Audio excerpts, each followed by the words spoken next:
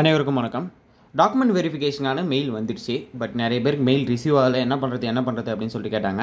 வரலனாலும் ஒன்றும் பிரச்சனை கிடையாது. நீங்கள் டாக்குமெண்ட்டை அப்லோட் பண்ணலாம். ஓகேங்களா? ஸோ டாக்குமெண்ட் அப்லோட் பண்ணுறதுக்கான லிங்க்கை பார்த்தீங்கன்னா நான் கீழே டிஸ்கிரிப்ஷனில் கொடுத்துருக்கேன். ஸோ இதில் கொஞ்சம் நிறைய ப்ராசஸ் இருக்குது. ஸோ ப்ராசஸ் ஸ்டெப் பை ஸ்டெப்பாகவே நான் போட்டிருக்கேன். இந்த ஸ்டெப்பை நீங்கள் ஃபாலோ பண்ணி பண்ணிங்கன்னா மட்டும்தான் டாக்குமெண்ட் அப்லோட் ஆகும். ஓகேங்களா? நீங்கள் இதுக்காக ப்ரௌசிங் சென்டர்லாம் போக தேவையில்லை. நான் வீடியோவில் டீட்டெயிலாக சொல்லியிருக்கேன். ஒன்று ஒன்றா அப்படியே பார்த்து ஃபாலோ பண்ணி நீங்கள் பண்ணிக்க வேண்டியதுதான். ஸோ வீடியோக்குள்ளே போகலாம். நெக்ஸ்ட்டு நம்ம என்ன பண்ணணும் அப்படின்னு சொல்லிட்டு பார்த்தீங்கன்னா, ஃபஸ்ட்டு ஸ்டெப்பே அந்த கீழே இருக்கிற லிங்க் கொடுத்துருக்கேன்னு சொன்னல, அந்த லிங்க்கை போய்ட்டு டச் பண்ணிக்கோங்க. அதுக்குள்ளே போனீங்கன்னா மேலே உங்களோட ரிஜிஸ்ட்ரேஷன் நம்பர், நெக்ஸ்ட்டு பார்த்தீங்கன்னா உங்களோட டேட் ஆஃப் பர்த் கேட்கும்.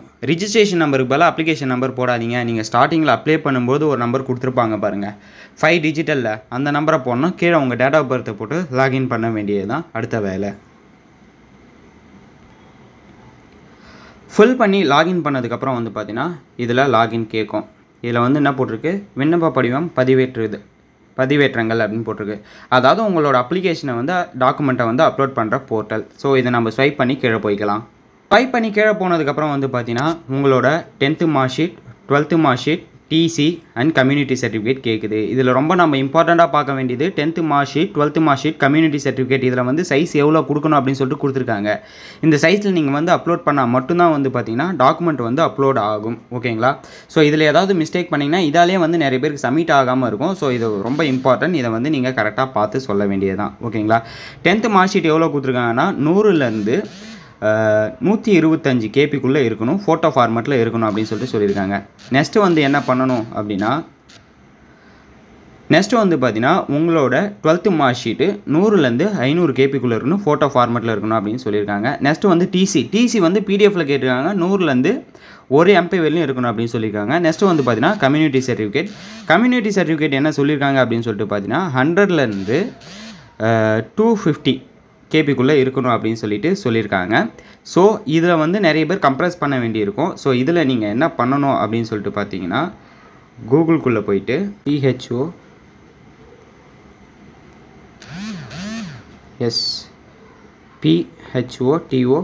ஃபோட்டோ கம்ப்ரஷன் போட்டு ஃபஸ்ட்டு வருது 200 கேபிக்குள்ளே இதுக்குள்ளே போய்ட்டு கொடுங்க.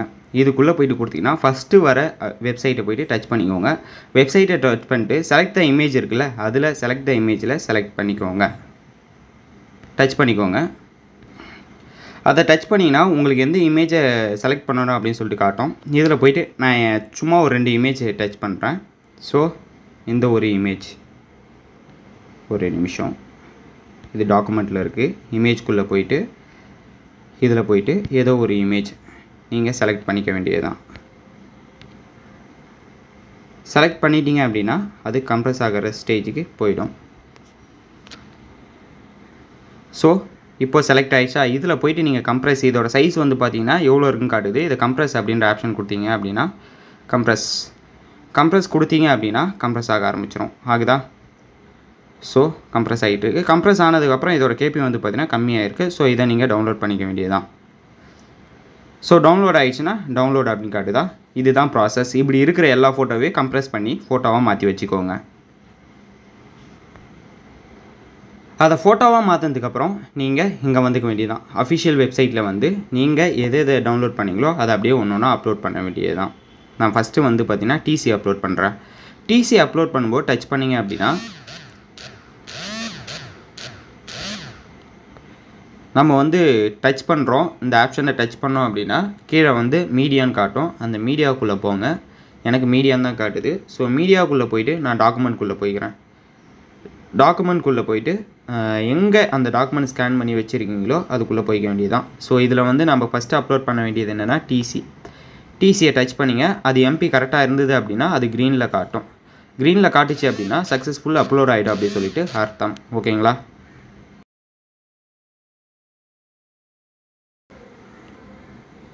ஸோ டச்சுக்குள்ளே போயிட்டு கேலரிக்குள்ளே போய்க்கலாம். இதில் டிசி எங்கே இருக்குன்னா டாக்குமெண்ட்டில் இருக்குது. டாக்குமெண்ட்குள்ளே வாட்ஸ்அப் பிஸ்னஸில் இருக்குது. ஸோ டிசியை டச் பண்ணிவிட்டு ஓகேவாயிடுச்சா, ரெட் கலர் போயிடுச்சா, சக்ஸஸ்ஃபுல்லி அப்லோடரில் சப்மிட் கொடுத்துக்க வேண்டியதான். எல்லாமே நீங்கள் கரெக்டாக கொடுத்தீங்க அப்படின்னா சப்மிட் ஆகும். ஸோ சப்மிட் ஆனதுக்கப்புறம் பார்த்திங்கன்னா ஸோ உங்களோட அப்ளிகேஷன் நெக்ஸ்ட் ஸ்டேஜுக்கு போயிடுச்சு அப்படின்னு சொல்லிட்டு அர்த்தம். ஸோ இது முடிஞ்சிச்சா? அடுத்தது இந்த ஸ்டேஜுக்கு வந்துடும். இந்த ஸ்டேஜில் வந்து கீழே அப்ளிகேஷன் டவுன்லோட் அப்படின்ற ஆப்ஷன் இருக்குல்ல, அந்த ஆப்ஷனை கொடுத்து அப்ளிகேஷனாக டவுன்லோட் பண்ணிக்க வேண்டியது தான். ஸோ இதில் வந்து டாக்குமெண்ட் வெரிஃபிகேஷன் முடிஞ்சு போச்சு. இதுதான் ஸ்டெப்பு. ஓகேங்களா? இது ஓரளவுக்கு புரிஞ்சிருக்குன்னு நினைக்கிறேன். ஏதாவது டவுட் இருந்தால் கீழே கமெண்ட் செக்ஷனில் கமெண்ட் பண்ணுங்கள். நெக்ஸ்ட் செக்ஷன்ஸை வந்து நான் கொஞ்சம் டீட்டெயிலாக எக்ஸ்பிளைன் பண்ண பார்க்குறேன். அடுத்த ஸ்டெப் என்ன அப்படின்றத வீடியோவும் போஸ்ட் பண்ணுறேன், பார்த்துக்கோங்க. தேங்க்யூ கைஸ், பாய்.